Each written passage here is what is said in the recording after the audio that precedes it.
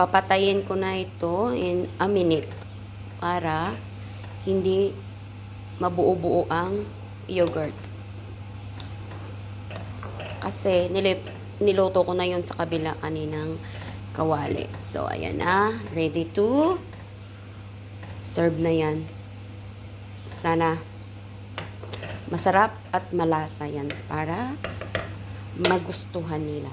So, hanggang dito na lang guys. Salamat muli sa inyong panonood.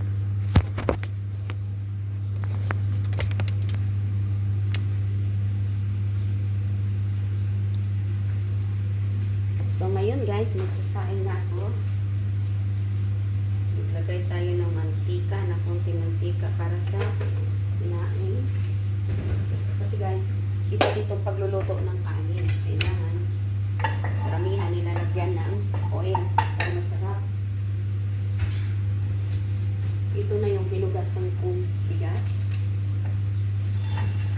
Ayan.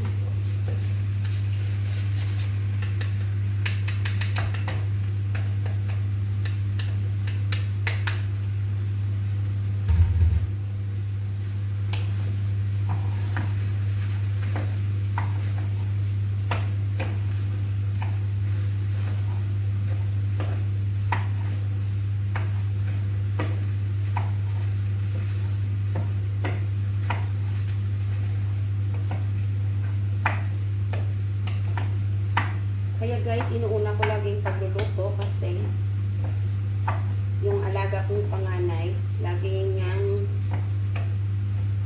siyang naghahanap ng pagkain. Hindi umaabot yun ng 2 o'clock, lalo na pag nag-aaral siya. Minsan, 11 pa lang, kakain na yan. Ay guys, lalagyan pala natin ng asin. Kakain na yan siya.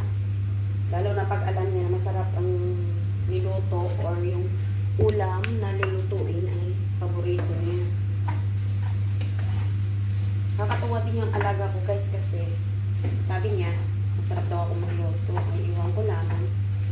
Hindi ko naman alam na masarap.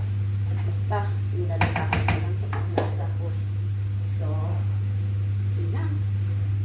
Kailangan ng 6 na tubig. So, kailangan ko ng 6 na bigas. So, kailangan ko 6 at kalahati na tubig.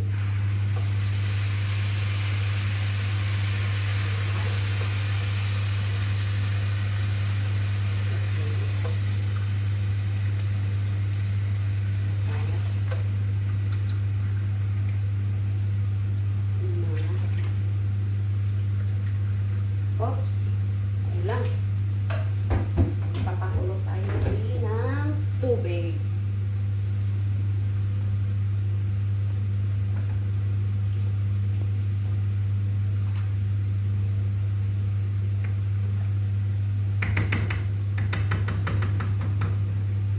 Siya. So, tanggalin ko na ito yung mga ginamit ko sa ulam.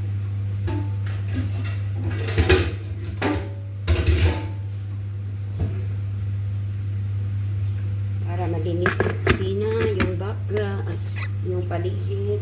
Ayan. Ayan. And then, takpan na ito.